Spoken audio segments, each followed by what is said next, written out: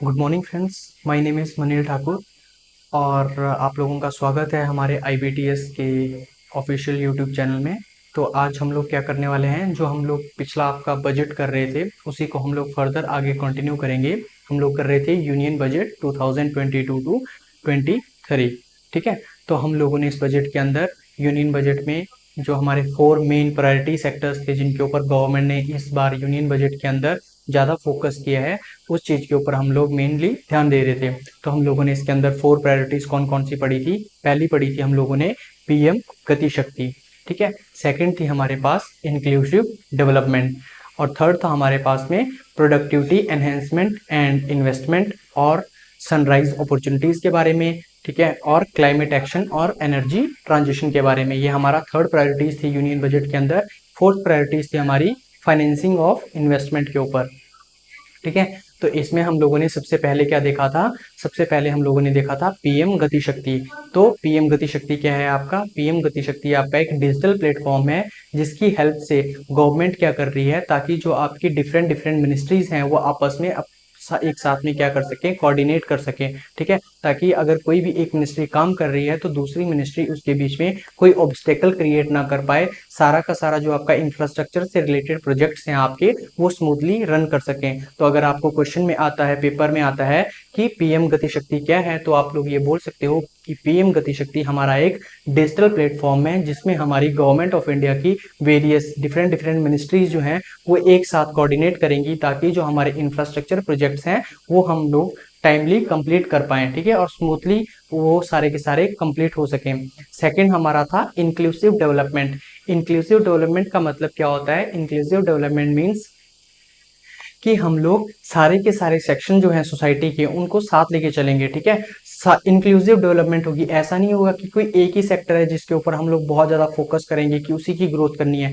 सारे सेक्टर जो हमारी इकोनॉमी के हैं उनको एक साथ में हम लोगों को क्या करना है, ग्रो करना है। उसी को बोला जाता है इंक्लूसिव डेवलपमेंट। थर्ड आता है आपका प्रोडक्टिविटी एनहेंसमेंट। प्रोडक्टिविटी एनहेंसमेंट से मतलब होता है कि आपका जो इनपुट है, जो हम लोग इनपुट लगा रहे हैं वो उतनी ही रहे, बट हमारी जो आउटपुट है वो ज़्यादा से ज़्यादा इंक्रीज हो। उसी को बोला जाता है प्रोडक्टिविटी एनहेंसमेंट। मतलब इकोनॉमिक एक्टिविटीज़ के अंदर जो हमारी इनपुट कॉस्ट है, जो भी हम लोग इनपुट एफर्ट्स लगा रहे हैं वो उतना ही रहना चाहिए, बट हमारी जो प्रोडक्टिविटी है इकोनॉमी के अंदर, ठीक है, जो प्रोडक्शन है उसको हम लोग किस तरह से इंक्रीज कर सकते हैं। उसके बाद था आपका सनराइज अपॉर्चुनिटीज। तो सनराइज अपॉर्चुनिटीज क्या होती हैं कि जो नए नए अभी जैसे आपका वर्ल्ड जो है, न्यू वर्ल्ड वो चेंज हो रहा है, टेक्नोलॉजीज चेंज हो रही हैं, तो जो हमारे पास अपॉर्चुनिटीज आ रही हैं उनको हम लोगों को क्या करना है, ग्रैब करना है। जैसे मैंने आपको एनर्जी के फेस में बताया था, एनर्जी के फेस में क्या होता है आपका सिंपल, लाइक जैसे कि आपका जो हमारे कन्वेंशनल एनर्जी सोर्सेज थे उनसे हम लोग शिफ्ट करके अब कहाँ पर जा रहे हैं,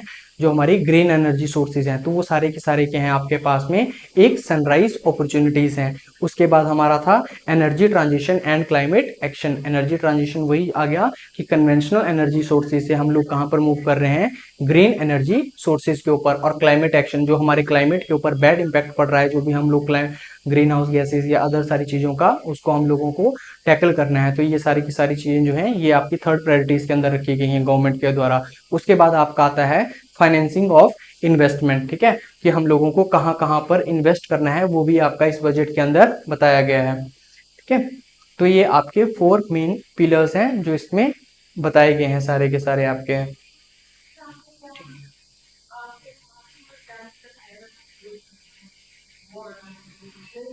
ठीक है, तो PM गति शक्ति के अंदर क्या बोला गया है कि मेन आपके जो 7 इंजन हैं जो ड्राइव कर रहे हैं PM गति शक्ति को, वो कौन कौन से हैं आपके, रोड, रेलवेज, ट्रांसपोर्ट, ठीक है, पोर्ट्स आ गए आपके, मास ट्रांसपोर्ट, वाटरवेज, ठीक है, और लॉजिस्टिक इंफ्रास्ट्रक्चर। तो PM गति शक्ति जो डिजिटल प्लेटफॉर्म हम लोग क्रिएट करने वाले हैं उसके तहत हम लोग इन सारी मिनिस्ट्रीज के ऊपर ध्यान देंगे, ताकि जो हमारा इंफ्रास्ट्रक्चर प्रोजेक्ट्स हैं, जो भी हम लोग भारत के अंदर इंफ्रास्ट्रक्चर को डेवलप करना चाहते हैं, वो तेजी से और स्मूथली जो है वो सारा सारा काम जो है हमारा वो पूरा हो सके। ठीक है, उसके बाद बोलता है formulation of master plan for expressways. ठीक है, तो इसके अंदर हम लोग PM गति शक्ति में क्या बोला गया है कि जो हमारे एक्सप्रेसवेज हैं, जो हमारे रोड्स हैं, ठीक है, उनको उनके लिए जो किस तरह से उनको फॉर्मुलेट किया जाएगा, उसके लिए जो मास्टर प्लान है वो भी इसके अंदर बताया गया है। Completing 25,000 kilometre national highway in 2022 to 23। ठीक है, तो 2022-23 के बीच में हम लोग क्या करेंगे, 25,000 किलोमीटर का नेशनल हाईवे की फॉर्मुलेशन करेंगे पीएम गति शक्ति के अंतर्गत। ठीक है, तो ये आपका इसके अंदर है सारे के सारे। उसके बाद हम लोग देखेंगे agricultural and food processing industries में यूनियन बजट 2022 टू 23 में क्या क्या प्रावधान किए गए हैं। सबसे पहले आपका आता है promoting chemical free natural farming. ठीक है, तो हम लोगों को बोला in starting with farmers land close to river Ganga. तो जो भी हमारी गंगा रिवर के किनारे जो भी कृषि एग्रीकल्चरल लैंड है वहां पर क्या बोला गया है कि हम लोग फर्टिलाइजर्स का यूज नहीं करेंगे, वहां पर सबसे ज्यादा किस चीज का यूज किया जाएगा, नेचुरल फार्मिंग करेंगे वहां पर। ठीक है, तो सबसे ज्यादा जो इंपॉर्टेंट है वो क्या याद रखना है यहाँ पर कि जो आपकी फार्मिंग होगी वो किसके लिए बोला गया है, नेचुरल फार्मिंग। सबसे पहले हम लोग करेंगे ऐसी एग्रीकल्चरल लैंड की जो गंगा के किनारे किनारे पे है। ठीक है, प्लेन्स ऑफ गंगा में वहां पर आपको जो नेचुरल फार्मिंग है वो उसको ज्यादा से ज्यादा किया जाएगा। ठीक है, उसके बाद बोला है promoting of post harvest value addition. ठीक है, promoting post harvest value addition मतलब जैसे हम लोग कोई भी क्रॉप लगाते हैं उसको काट दिया, ठीक है, उसके बाद में उसमें क्या किया जाएगा, वैल्यू ऐड की जाएगी। ठीक है, जैसे आपकी गेहूं कट के तैयार होगी, अब बाद में उसमें क्या है, उसके अगर मान लो आपको बिस्किट बनाने हैं तो वो क्या हो गया, वैल्यू एडिशन, उसके अंदर आप वैल्यू ऐड कर रहे हो। तो पोस्ट हार्वेस्ट जो भी आप क्रॉप कट कर रहे हो उसके बाद में उसमें वैल्यू एडिशन की जाएगी।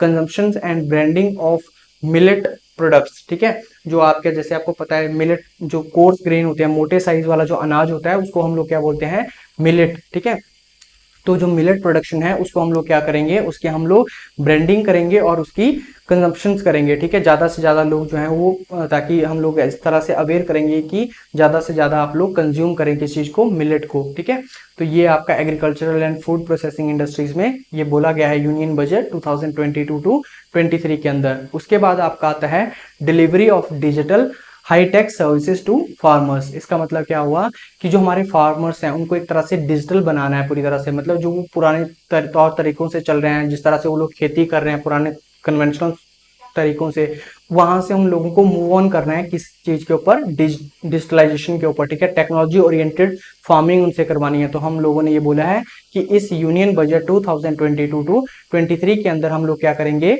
Digital farming, delivery of digital and high tech services to farmers in PPP mode. ठीक है, ट्रिपल पी मोड। तो ट्रिपल पी मोड का मतलब क्या हो गया आपके पास में, पब्लिक प्राइवेट पार्टनरशिप। ठीक है, public private partnership. Public private partnership का मतलब क्या हुआ यहाँ पर, पब्लिक प्राइवेट पार्टनरशिप का मतलब कि कुछ इन्वेस्टमेंट जो है वो आपकी गवर्नमेंट करेगी और कुछ इन्वेस्टमेंट जो है वो आपका प्राइवेट प्लेयर्स भी इसमें करेंगे। ठीक है, तो उसी को बोला जाता है आपका ट्रिपल पी मोड। तो अगर आपसे क्वेश्चन पूछा जाता है कि जो फूड एंड प्रोसेसिंग इंडस्ट्रीज के अंदर या फूड एंड प्रोसेसिंग जो सेक्टर है आपका, उसके अंदर यूनियन बजट 2022 टू 23 के अंदर क्या क्या प्रावधान किए गए हैं, तो उसमें आप बोलोगे डिलीवरी ऑफ डिजिटल सर्विसेज जो है फार्मर्स की। अगर आपसे ऐसा पूछा जाता है कि कौन से मोड में बोला गया है, क्या पब्लिक मोड में है, प्राइवेट मोड में है, तो आप वहां पर बोलोगे कि नहीं, इसका जो मोड है वो कैसा है, ट्रिपल पी मोड। ठीक है, पब्लिक प्राइवेट मतलब आपका गवर्नमेंट भी उसमें इन्वेस्ट करेगी और उसमें आपके प्राइवेट प्लेयर्स भी इन्वेस्ट करेंगे। ठीक है, उसके बाद बोला जाता है यूज ऑफ किसान ड्रोन्स टू एड फार्मर्स। ठीक है, तो आप लोग जैसे देखोगे कि ड्रोन का बहुत ज्यादा ट्रेंड जो है वो इंडिया के अंदर अब देखने को मिल रहा है। ठीक है, हर जगह पे आपका चाहे रिमोट सेंसिंग के लिए हो गया, चाहे डिलीवरीज के लिए हो गया, ठीक है, जो आप कुछ भी सामान पहुंचाना है उनके लिए हो रहा है। अब क्या बोला जा रहा है कि फार्मर्स भी ड्रोन का यूज कर सकते हैं, किस चीज के लिए, स्प्रे, जो फर्टिलाइजर्स केमिकल स्प्रे करते हैं अपने खेतों के अंदर, तो उनको बोला गया है यूज ऑफ किसान ड्रोन्स टू एड फार्मर्स। ठीक है, तो ये आपका एग्रीकल्चरल और फूड प्रोसेसिंग सेक्टर में यूनियन बजट के लिए प्रावधान मेनली किए गए हैं आपके पास। अब नेक्स्ट है हमारे पास में हमारा हेल्थ सेक्टर। ठीक है, हेल्थ सेक्टर के अंदर इस बजट में क्या क्या चीज़ें बताई गई हैं। पहली है आपकी national digital health ecosystem will be rolled out. ठीक है, तो इसके अंदर क्या बोला गया है बजट में कि आपका एक national digital health ecosystem create किया जाएगा। नेशनल डिजिटल हेल्थ इकोसिस्टम का मतलब क्या हुआ कि आपका एक प्रॉपर रिकॉर्ड मेंटेन किया जाएगा डिजिटली। जैसे कि मैंने आपको, जैसे क्या होता है आपके पास कि अगर मान लो आप बीमार हो, आप हॉस्पिटल में गए, आपने अपना इलाज करवाया, बट वहां पर क्या हुआ, आप 2 महीने बाद फिर से गए, आपका जो पुराने वाला इलाज था आपसे आपकी फाइल जो है वो गुम होगी। ठीक है, तो आप डॉक्टर्स के पास जाओगे, डॉक्टर बोलोगे कि आपने पहले कैसे इलाज करवाया, आपको क्या प्रॉब्लम थी, तो आपका कोई रिकॉर्ड मेंटेन नहीं है। बट इस बजट में क्या बोला गया है, national digital health ecosystem create किया जाएगा। उसके तहत आपका सारा का सारा रिकॉर्ड जो है वो डिजिटली मेंटेन होगा। अगर आप 10 साल के बाद भी किसी हॉस्पिटल में जा रहे हो तो उस डॉक्टर को आपकी हिस्ट्री पता चल जाएगी कि इनको 10 साल पहले ये प्रॉब्लम थी, ठीक है, इनकी पहले आईज में प्रॉब्लम थी, ये प्रॉब्लम थी। तो वो सारा का सारा क्या है, आपका नेशनल डिजिटल हेल्थ इकोसिस्टम में आपका रिकॉर्ड जो है वो मेंटेन किया जाएगा। ये आपके इसके बारे में इस बजट में बोला गया है, national digital health ecosystem. Next आता है आपका national tele mental health programme will be launched for quality counselling, ठीक है। तो टेली मेंटल हेल्थ प्रोग्राम जो है वो लॉन्च किया जाएगा कि आपको कोई प्रॉब्लम तो नहीं है, मेंटली आप बिल्कुल फिट हो, ये भी इसमें बोला गया है। नेक्स्ट आता है आपका इंटीग्रेटेड आर्किटेक्चर। इंटीग्रेटेड आर्किटेक्चर के अंदर क्या क्या बोला गया है, आपका मिशन शक्ति, पोषण आंगनबाड़ी 2.0, ठीक है, मिशन वात्सल्य, सक्षम आंगनबाड़ी, ये सारी की सारी जो स्कीम्स हैं ये आपकी लॉन्च की जाएंगी किसके अंदर, हेल्थ सेक्टर के अंदर, ठीक है। तो ये आपका इसमें इंटीग्रेटेड हेल्थ आर्किटेक्चर के अंदर ये सारी की सारी चीज़ें बोली गई हैं। अब आपका नेक्स्ट आता है इसमें कि आपका जो बजट 2022 टू 23 है, इसके अंदर कितने करोड़ रुपए जो हैं वो अलोकेट किए गए हैं। तो आपको याद रखना है कि सबसे ज़्यादा हेल्थ सेक्टर के अंदर जो ये स्कीम्स हैं, इसमें जो आपका सक्षम आंगनवाड़ी एंड पोषण 2.0 स्कीम जो है, इसमें सबसे ज़्यादा पैसे दिए गए हैं और सबसे कम पैसे जो अलोकेट हुए हैं वो है आपका मिशन वात्सल्य को। कौन से सेक्टर के अंदर, हेल्थ सेक्टर के अंदर, ठीक है। तो ये आपका हेल्थ से रिलेटेड आ गया। नेक्स्ट हम लोग पढ़ने वाले हैं अब all inclusive welfare. All inclusive welfare में गवर्नमेंट का क्या क्या फोकस रहेगा इस बजट के अंदर, वो हम लोग देखते हैं। सबसे पहला है हर घर नल से जल, ठीक है। 3.8 crore household to be covered in 2022 to 23, ठीक है। हर घर नल से जल, ये आपकी गवर्नमेंट की एक स्कीम है, उसके तहत क्या बोला गया है कि 2022-23 में हर घर में एक नल लगाया जाएगा। तो उसका जो टारगेट रखा गया है यूनियन बजट 2022 टू 23 के अंदर, वो कितना है आपका 3.8 करोड़ हाउस होल्ड को इसमें कवर किया जाएगा। नेक्स्ट आता है आपका पीएम आवास योजना, ठीक है। प्रधानमंत्री आवास योजना के तहत आपके 80 lakh houses to be completed in 2022 to 23, ठीक है। 2022-23 के अंदर आपके 80 लाख घर जो हैं वो आपके बनाए जाएंगे पीएम आवास योजना के तहत, ठीक है। उसके बाद थर्ड आता है आपका पीएम डिवाइन, ठीक है। पीएम डिवाइन क्या है आपका, to fund infrastructure and social development based on felt needs of the North East. तो पीएम डिवाइन जो है आपका इंफ्रास्ट्रक्चर हम लोग बनाएंगे कहां पर, नॉर्थ ईस्ट में। तो उसके लिए जो फंड बनाया गया है उसी का नाम है पीएम डिवाइन, ठीक है। तो अगर आपसे पूछा जाता है कि पीएम डिवाइन क्या है, तो आप बोलोगे कि एक फंड है जो नॉर्थ ईस्ट में इंफ्रास्ट्रक्चर के प्रोजेक्ट बनने वाले हैं उसके लिए दिया जाएगा, ठीक है। उसके बाद आपका नेक्स्ट आता है एस्पिरेशनल ब्लॉक प्रोग्राम, ठीक है। एस्पिरेशनल ब्लॉक प्रोग्राम्स क्या हो गए आपके, for development of lagging block of aspirational district. आपको पता होगा जैसे जो पुराने वाला बजट था उसमें एस्पिरेशनल डिस्ट्रिक्ट प्रोग्राम्स लॉन्च किया गया था गवर्नमेंट के द्वारा, ठीक है, कि कौन सी डिस्ट्रिक्ट जो है वो ज्यादा अच्छी है, एस्पायर है अच्छे बनने में, ठीक है। तो अब क्या किया जा रहा है, अब उसी की तर्ज पे आपका एस्पिरेशनल ब्लॉक प्रोग्राम लॉन्च किया जा रहा है। जैसे जो आपकी डिस्ट्रिक्ट्स होती है उसके अंदर आपके ब्लॉक लेवल आ जाते हैं, ठीक है। तो ब्लॉक में भी एस्पिरेशनल ब्लॉक प्रोग्राम जो है वो इस बजट के अंदर बोला गया है कि एस्पिरेशनल ब्लॉक प्रोग्राम जो है वो चलाया जाएगा, ठीक है।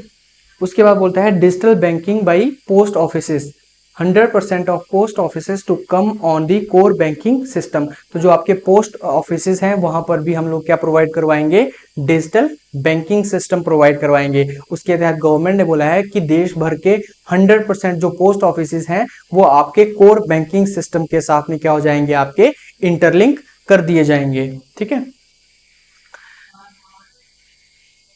नेक्स्ट बोलता है digital payment scheduled commercial banks to set up 75 units banking units in 75 districts, ठीक है। तो आपके जो शेड्यूल कमर्शियल बैंक्स हैं उनकी 75 डिजिटल बैंकिंग यूनिट जो हैं वो स्थापित की जाएंगी कहां पर, 75 डिस्ट्रिक्ट्स गवर्नमेंट ने रिकॉग्नाइज किया है, वहां पर 75 डिजिटल बैंकिंग यूनिट्स जो हैं वो आपकी सेटअप की जाएंगी।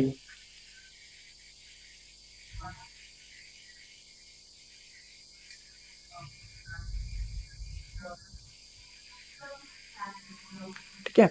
उसके बाद हम लोग देखते हैं प्रोडक्टिविटी एनहेंसमेंट एंड इन्वेस्टमेंट, ठीक है। जो हम लोगों ने 4 मेन प्रायोरिटीज देखी थी उसमें एक प्रायोरिटीज ये भी थी productivity and and productivity enhancement and investment, productivity को किस तरह से एनहेंस करना है हम लोगों ने और कैसे हम लोग अपना इन्वेस्टमेंट को बढ़ाना चाहते हैं। तो सबसे पहले क्या है, ईज ऑफ डूइंग बिजनेस। ये आप लोगों ने सबने वर्ड सुना ही होगा, ईज ऑफ डूइंग बिजनेस। तो उसी की तर्ज पे आपका ईज ऑफ डूइंग बिजनेस 2.0 जो है वो लॉन्च किया गया है, ताकि बाहर से जो लोग हैं, ठीक है, ज्यादा से ज्यादा फॉरेन डायरेक्ट इन्वेस्टमेंट हमारी कंट्री में आए और ज्यादा से ज्यादा लोग जो हैं वो यहाँ पर आकर बिजनेस करें, ठीक है। तो उसके लिए टैक्स रेट कम किए गए हैं, ताकि जो बिजनेसमैन है उनको सहूलियत हो सके, उनको ज्यादा दिक्कत ना हो बिजनेस करने में। तो ईज ऑफ डूइंग बिजनेस जो है वो 2.0 जो है गवर्नमेंट की तरफ से लॉन्च किया गया है। उसके बाद आपका नेक्स्ट है ट्रस्ट बेस्ड गवर्नेंस, मतलब आपकी एक इस तरह की गवर्नेंस हम लोग उन लोगों को प्रोवाइड कर देंगे, ट्रस्ट बेस्ड, जिसपे लोगों का विश्वास हो। ऐसा नहीं होना चाहिए कि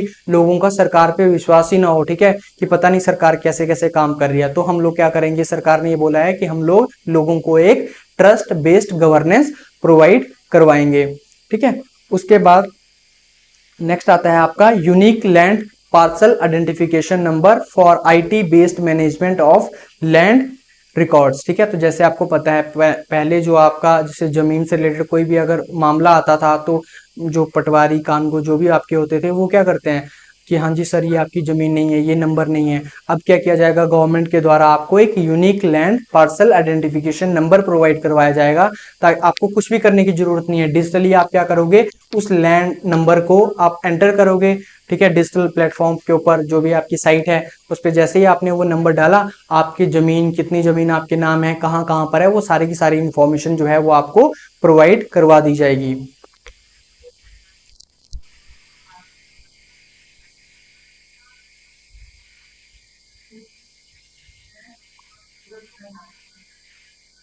ठीक है। नेक्स्ट आता है आपका opening up defence research and development for industry startup and academia. तो अब क्या किया जाएगा, डिफेंस सेक्टर को भी एक तरह से प्राइवेट प्लेयर्स के लिए ओपन किया जा रहा है, ताकि जो आपके प्राइवेट प्लेयर्स हैं अगर वो डिफेंस सेक्टर्स में आना चाहते हैं हिंदुस्तान के अंदर, तो वो भी क्या कर सकते हैं, काम कर सकते हैं। अभी तक जैसे आपको पता होगा डिफेंस सेक्टर में मैक्सिमम जो काम किया जाता है वो गवर्नमेंट ही करती है। जैसे आपकी अगर डिफेंस के लिए मिसाइल्स बनानी है तो डीआरडीओ हो गया, ठीक है, आप उनके लिए बंदूकें बनानी है तो आपकी ऑर्डिनेंस फैक्ट्री बोर्ड्स हो गए। तो ये सारे के सारे काम कौन कर रही है, गवर्नमेंट की जो कंपनीज हैं या गवर्नमेंट की जो कॉर्पोरेशंस हैं वही ये सारा का सारा काम कर रही हैं। बट अब क्या बोला गया है, opening up defence research and development for industries, जो आपके प्राइवेट एंटरप्रेन्योर्स हैं वो भी अब क्या कर सकते हैं, डिफेंस रिसर्च डेवलपमेंट में पार्टिसिपेट कर सकते हैं। अगर आपकी कोई प्राइवेट फर्म है, आप भी डिफेंस के लिए कोई इक्विपमेंट बनाना चाहते हैं तो आप लोग भी उसमें बना सकते हैं, ठीक है।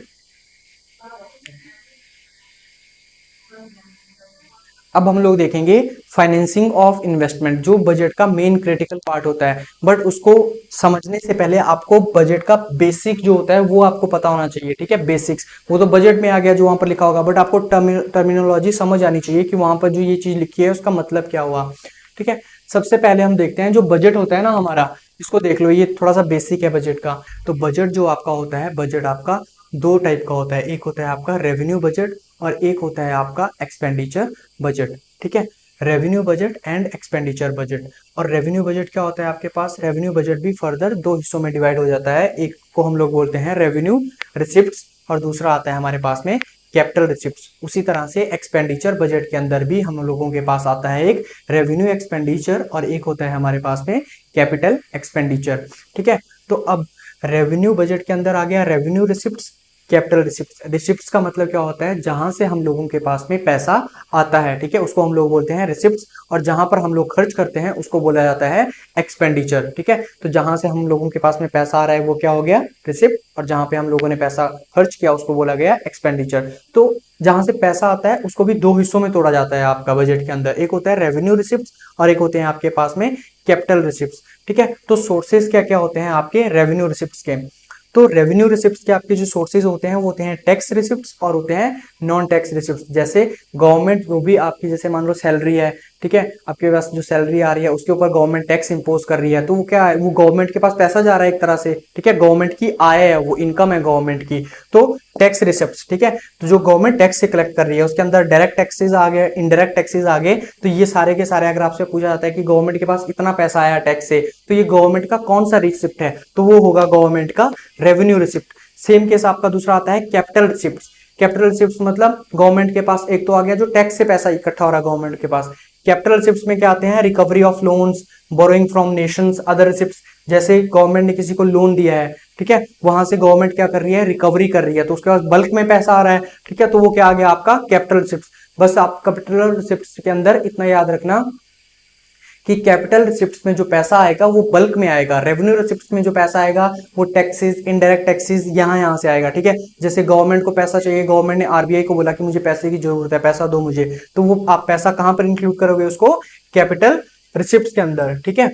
तो सेम आपका रेवेन्यू एक्सपेंडिचर और कैपिटल एक्सपेंडिचर में भी ऐसा ही हुआ। रेवेन्यू एक्सपेंडिचर में जब आप स्मॉल अमाउंट में पैसा जो है वो एक्सपेंड करो, मतलब एक्सपेंडिचर करोगे, खर्चा करोगे उसका। और कैपिटल एक्सपेंडिचर का मतलब जब आप बल्क में पैसा, जैसे मान लो मैं बोल रहा हूँ कि मेट्रो प्रोजेक्ट लेके आना है मुझे हिंदुस्तान के अंदर, तो जो गवर्नमेंट उसके लिए पैसा देगी ना वो आपका कैपिटल एक्सपेंडिचर में इंक्लूड किया जाएगा। बट गवर्नमेंट छोटी छोटी स्कीम्स चला रही है, सब्सिडीज दे रही है, वो किसके अंदर आएगा, रेवेन्यू एक्सपेंडिचर में। जब गवर्नमेंट बल्क में पैसा देगी वो किस चीज के अंदर आएगा, आपका कैपिटल एक्सपेंडिचर के अंदर। कैपिटल रिसिप्ट्स और रेवेन्यू रिसिप्ट भी आपको समझ आ गया होगा। रेवेन्यू रिसिप्ट्स का मतलब टैक्स से या नॉन टैक्स रिसिप्ट्स, यहां से जो पैसा आ रहा है ये गवर्नमेंट का रेवेन्यू रिसिप्ट्स है। कैपिटल रिसिप्ट्स में जहां पर गवर्नमेंट के पास में बल्क में पैसा आ रहा है वो हमारे पास में क्या आ गया, आपका कैपिटल रिसिप्ट।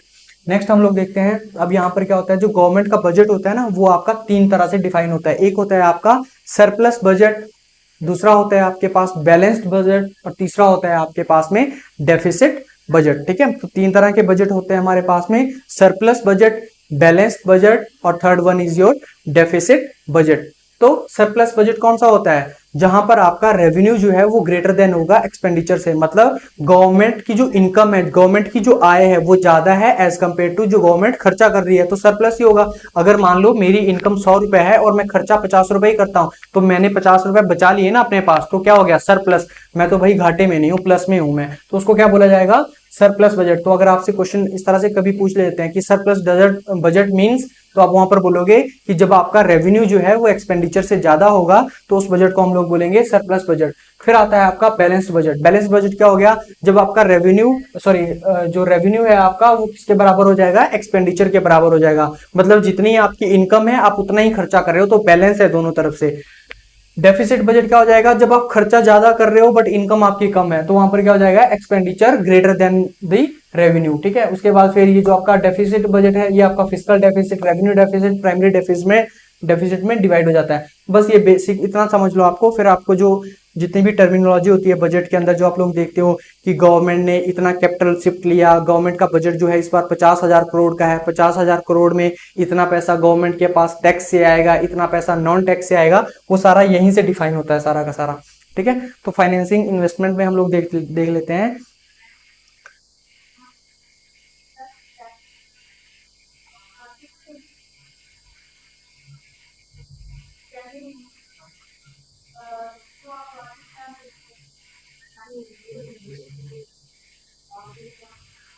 ठीक है, तो जो आपका इस बार का यूनियन बजट है ना उसके अंदर जो आपका कैपिटल एक्सपेंडिचर है, जो आपका कैपिटल एक्सपेंडिचर है वो क्या हो रहा है, वो इंक्रीज कर रहा है 2020-21 के बाद से। जो 2020-21 के बाद का आपका बजट है वहां से कंटिन्यूसली क्या हो रहा है, जो आपका कैपिटल एक्सपेंडिचर है वो इंक्रीज कर रहा है, और इस टाइम पे वो कहां पर पहुंच चुका है, 87% के आसपास, ठीक है। बट जो आपका रेवेन्यू एक्सपेंडिचर है वो 2020-21 के बाद से फॉल कर रहा है, पहले वो 87-88 के अराउंड था, बट अब कहां तक पहुंच चुका है आपका, अब वो पहुंच चुका है 80% के अराउंड, ठीक है। तो याद रखना जो आपका कैपिटल एक्सपेंडिचर है वो 2020-21 के बाद में इंक्रीज हुआ है, बट जो आपका रेवेन्यू एक्सपेंडिचर है वो 2020-21 के बाद में आपका डिक्रीज हुआ है, ठीक है। उसके बाद क्या बोल रहा है, इस बजट के अंदर एक और बहुत इंपॉर्टेंट अनाउंसमेंट की गई है, introduction of digital rupee by RBI, ठीक है। तो आरबीआई के द्वारा डिजिटल रुपी की क्या बोला गया है कि आरबीआई क्या करेगा, अब डिजिटल रुपी जो है वो स्टार्ट करेगा, इंट्रोडक्शन करेगा उसकी, ठीक है।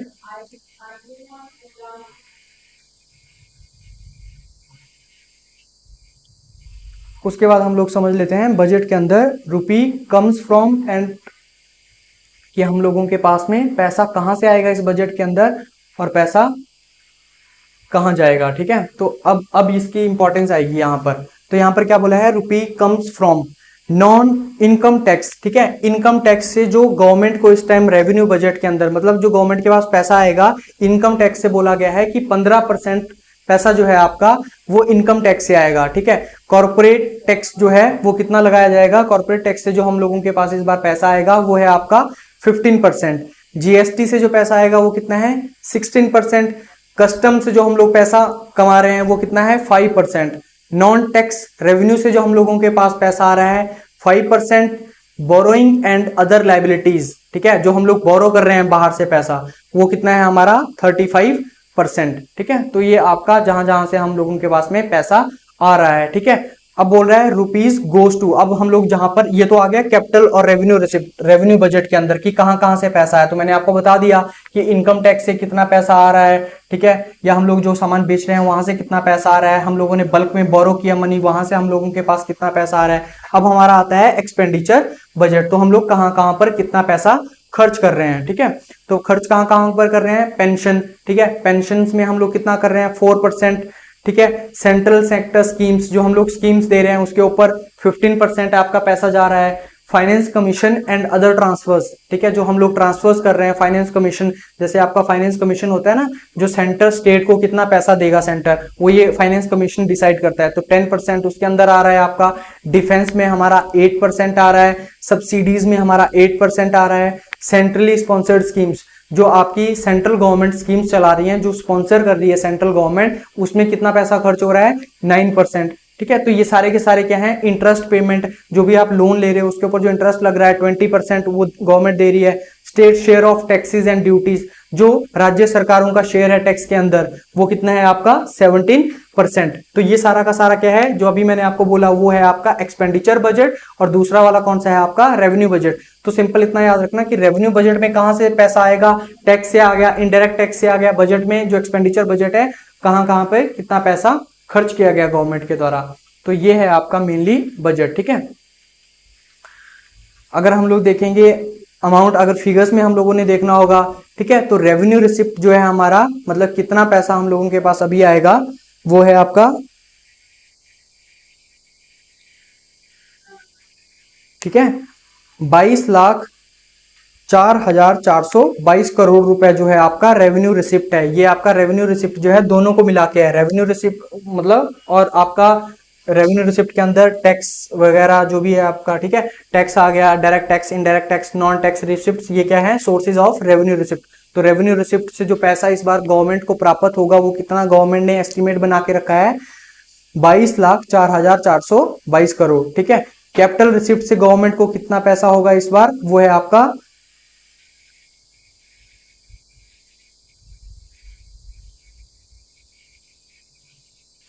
17,40,487, ठीक है। जो इतना करोड़ रुपए है आपका, वो कहां से आएगा, कैपिटल रिसिप्ट से 2022-23 के बजट के अकॉर्डिंग। और रेवेन्यू एक्सपेंडिचर, ठीक है, रेवेन्यू एक्सपेंडिचर कितना करेगी गवर्नमेंट खर्चा 2022-23 में, वो है आपका 31,94,663 करोड़ रुपए जो है आपका, वो रेवेन्यू एक्सपेंडिचर है। मतलब रेवेन्यू एक्सपेंडिचर जो गवर्नमेंट करेगी वो कितना है 31,94,663 रुपीज, ठीक है। Effective capital core expenditure, capital core के ऊपर कितना खर्चा करेगी गवर्नमेंट, वो है आपका 10,67,889 करोड़ रुपीस, ठीक है। तो ये आपकी फिगर्स हैं कि कितना गवर्नमेंट के पास रेवेन्यू रिसिप्ट आएगा, कितना गवर्नमेंट कैपिटल एक्सपेंडिचर करेगी, ठीक है। तो ये सारा का सारा जो है ये आपको पता होना चाहिए, ठीक है। बाकी थोड़ा सा मैं आपको फिगर्स बता देता हूं। जैसे आपका नेशनल हेल्थ मिशन, जो हम लोगों ने अभी देखा कि मेंटल हेल्थ सिस्टम जो है वो करेगा, नेशनल डिजिटल हेल्थ इकोसिस्टम वगैरह, तो उसके लिए गवर्नमेंट ने स्कीम्स में कितने कितने पैसे जो हैं वो दिए हुए हैं उन सारी स्कीम्स के लिए। तो हेल्थ सेक्टर के अंदर जो नेशनल हेल्थ मिशन है, उसमें आपका जो अमाउंट प्रपोज किया गया है, या अमाउंट जो गवर्नमेंट देगी हेल्थ सेक्टर को, वो है आपका 37,800 करोड़ रुपीस, ठीक है। जल जीवन मिशन, जो हम लोगों ने देखा हर घर नल से जल जो भी है, उसके लिए कितना पैसा दिया गया है 60,000 करोड़ रुपीस जो है वो गवर्नमेंट के द्वारा एलोकेट किए गए हैं इस बजट के अंदर। National education mission, education sector के लिए कितना पैसा दिया गया है इस बार में 39,553 करोड़ रुपीस जो है आपके नेशनल एजुकेशन मिशन के लिए दिए गए हैं। प्रधानमंत्री ग्राम सड़क योजना, ठीक है, इसको भी बढ़ा के कितना कर दिया गया है, 19,000 करोड़ रुपीस, ठीक है, 2022-23 के अंदर। पीएम किसान के लिए कितना किया गया है, पीएम किसान के लिए ये है आपका 68,000 करोड़ रुपीस 2022 टू 23 के बजट के लिए, ठीक है। बस इतना ही बहुत है, बाकी थोड़ा सा डाटा है वो इतना आपके लिए इंपॉर्टेंट नहीं है। बस स्कीम्स आपको याद रखनी है, मेन आपसे प्रायोरिटी सेक्टर्स पूछ सकते हैं वहां पर इस बजट में कि पीएम गति शक्ति क्या है, किस चीज के लिए है आपका ये, इंक्लूसिव वेलफेयर डेवलपमेंट क्या होती है, ठीक है, कैपिटल एक्सपेंडिचर, रेवेन्यू एक्सपेंडिचर कितना कितना है। बस आपका अगर इतना हो गया तो यूनियन बजट जो है आपका ऑलमोस्ट कंप्लीट है। 99% जो है आपका यूनियन बजट 2022 टू 23 जो है आपका कंप्लीट है, ठीक है। तो ये आपका टोटल जो था बजट, ये अभी हम लोग कंप्लीट कर चुके हैं। अब हम लोग नेक्स्ट इसके बाद में अपना इकोनॉमिक सर्वे लेके आएंगे। अपना नेक्स्ट जो आपका 2022 का इकोनॉमिक सर्वे है उसको हम लोग अच्छे से देखेंगे। यूनियन बजट 2022 टू 23 जो है वो आपका कंप्लीट हो चुका है। So thank you so much, आप लोगों ने, आपको समझ आ गया होगा मुझे लग रहा है जो भी आपका बजट है। तो अभी आप लोग क्या कर सकते हैं, आप हमारा यूट्यूब चैनल जो है आप उसको सब्सक्राइब कर दीजिए, शेयर कर दीजिए, और वीडियो अगर आपको अच्छी लगे तो आप उसको लाइक भी कर सकते हैं, ठीक है। So thank you so much.